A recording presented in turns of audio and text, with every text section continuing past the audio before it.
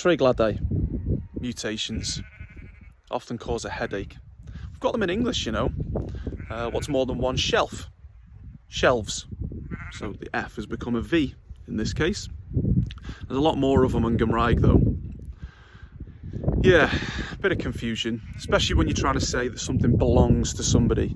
So if I take a random word like pentre, village, if you were saying that it's my village, you'd say fy mhentre, de bentre, your village, a bentre, his village, a fentre, her village.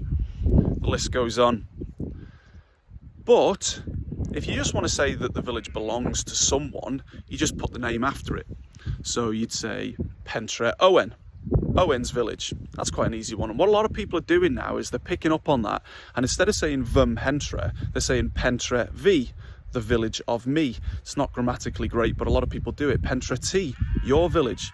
Pentre Vorni, Pentre Ve, his village. Pentre He, her village. But yeah, I did want to touch on Pentre Owen, Owen's village. Or let's just take a random name like Ivan.